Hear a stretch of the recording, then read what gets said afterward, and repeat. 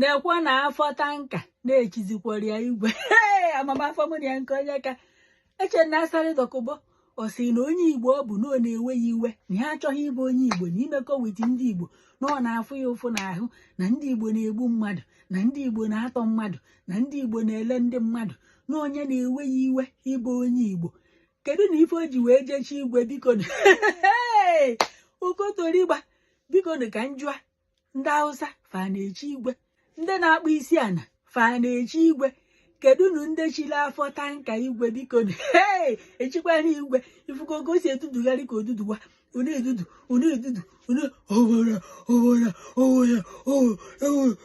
na-achọ ka onye Chineke nwechara ịma nke eji ya n'aka na-adịtụ na steepụ ọnụ ya adịtụ nwoke afọ tanka ya ama amahụ nke mụ na ya nke onye ka okweghịzi ya ebu ọ bụ na okweghị ya ebu ka anyị jee weta ntụtụ adụpụnata ya ka a mara ife dị ya n'ime afọ.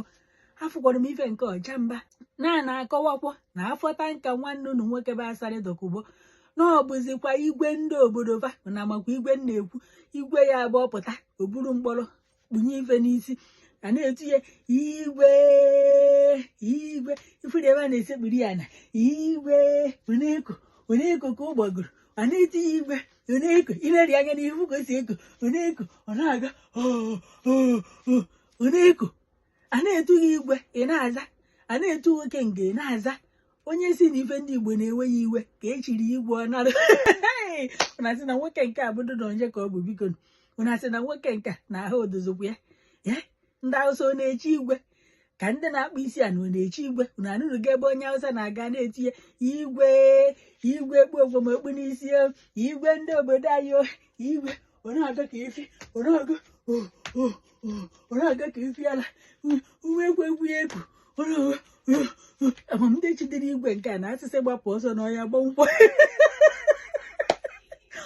biko ka njụọ ndị obodo fa igwe erula Asari Dokubo ka unu ajọ ọsụsị ka unu chi ya ka unu gbanahụ nsogbu ya ka ọ gịnị ka ya ahụtaghị m ụdị igwe unu chiri ya ka onye azọjezi unu chie ya ka ndị obodo tụpụtara alụ si ka echie ya igwe ka ọ bụrụ ife ejikere ya n'ife ọ na-emerụ ndị obodo unu nwanne ọ na-ama akwụkwọ na ife a na-akọzikwa kịta bụ na ịpụtazikwa na-agwa ya okwu ka o si wee sọ na gụmalụkwa n'ihe igwe ka ị na-akparịzikwa na Asari Dokubo bụzikwa igwe unu madụ ka esi eti igwe onwezi ụmụ a na-akpọfa ụmụ igwe prince and princess ụmụ igwe na Asari Dokubo bụzikwa igwe unu mana last video mere ebe ọ na-abalụ Donald Trump na-abalụ Gumi si na onye akọziri ife Donald Trump ji wee na-achọ igbusisi ndị Hausa na-akpọrịkwa Nnamdi Kanu ebe ahụ si na onye nke bụ Nnamdi Kanu na onye nwa bụ ụzọ wee bido ịkpọkọnyọ ndị mmadụ na Nnamdi Kanu bido ịkpọkọnyọ ndị mmadụ bifo ndị Boko Haram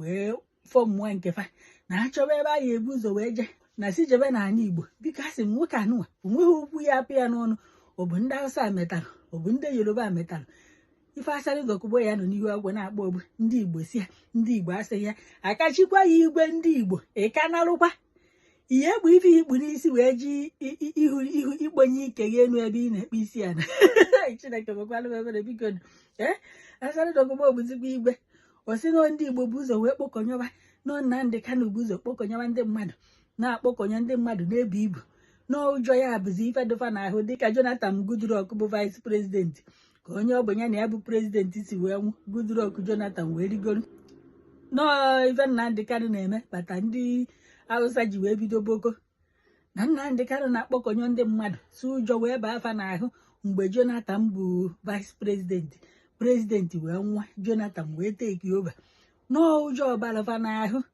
apụ nọkata ndị Igbo wee were ohere ahụ wee dọkalụ Biafra ha azụ n'onye nwa kafa ji wee fọmụ boko n'ife butere fa ji wee fọmụ ife ọ ya bụ ndị Igbo chi bịa kafa dọkalụ gbafere kafa were ndị boko wee were ogbunigwe tụriwe ebe niile Goodluck ọ dọkalụzinụ Biafra wee pụ ndị boko wee tọnụzie wee na-asụzifa nwa akwụ wee na-egbufa anafa ebe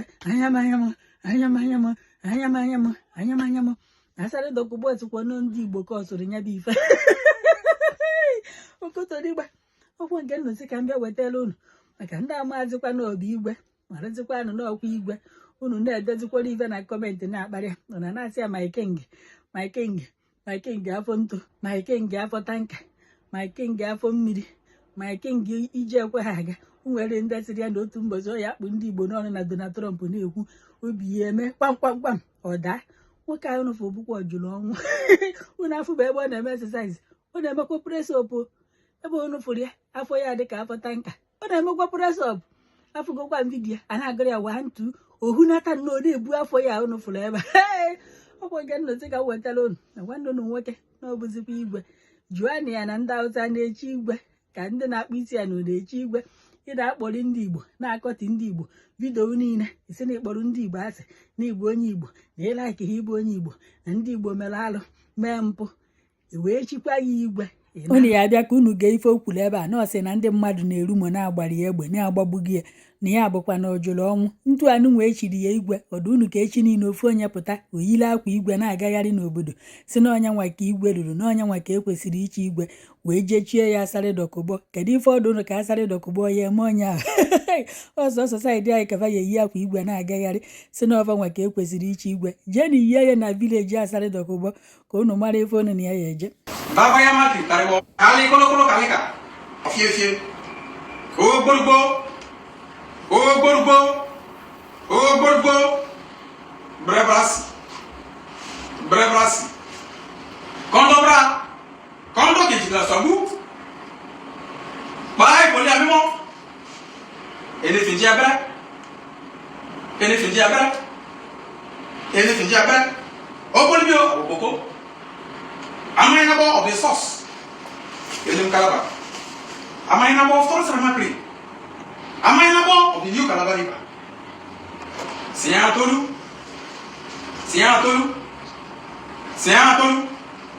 keni kurukulacha join proboduguno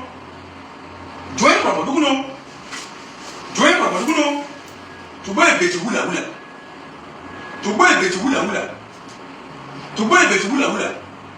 ebetifiari ejamana wa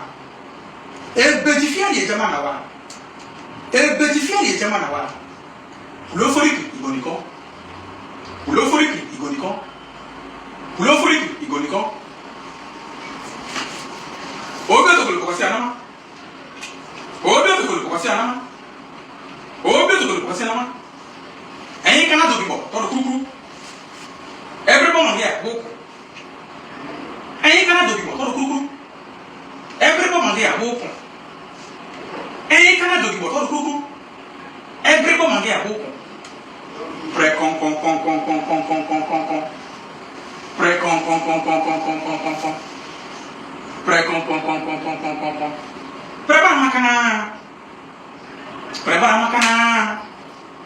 Prepara makana. Ere dokibo no muere boyam. No me bo pra que pergunha to. Ere dokibo no muere boyam. No muere bo pra que pergunha to. Ere dokibo no muere boyam. No muere bo pra que pergunha to. Soko wolo bibe wolo.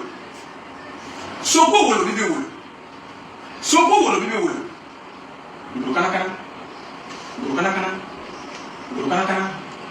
Ogorugo.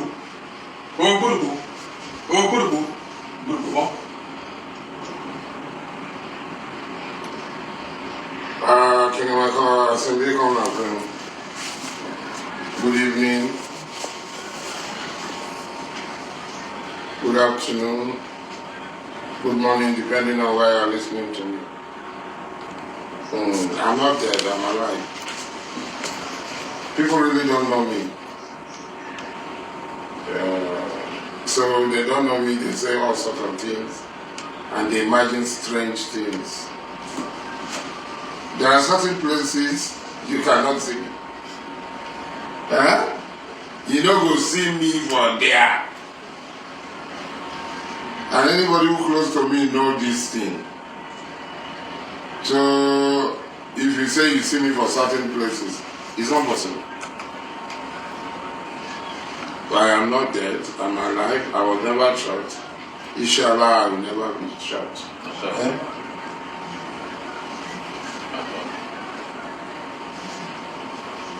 It is Allah that gives power, it is Allah that takes.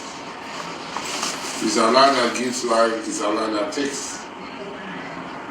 It's Allah that has elevated me to become a Malik, a king, a Malik. It is He who will take me down from kingship. There is nothing the imagination of human beings will do. I know you wish me dead, but I'm not going to die. Just don't bother yourself. I feel there. So do you feel the way you feel like that by marriage? Yeah, marriage. Yes. So pass it. When you wish death for myself, if I wish death for you, you will die. If I wish death for you, you will die. So don't wish death for me, please. There is no need to do that. I'm ill and healthy. And inshallah, I still have a long time to continue on this other thing. Because the mission Allah created me for, I've not accomplished it.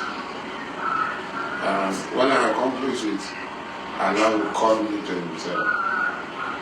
Allah knows the best, everything that He has done. So your wishing me that will not change what Allah, the purpose for which Allah has created me, and the mission for which He has sent me. You could wish and wish and wish. You celebrate and celebrate and celebrate. You jubilate, it will come to naught. I'm very grateful for all those who have called me. I didn't sleep throughout yesterday because the calls were just coming in torrents.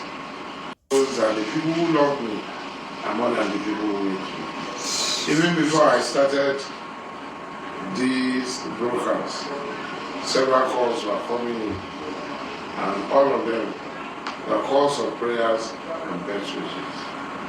Alhamdulillah, Alhamdulillah, Alhamdulillah.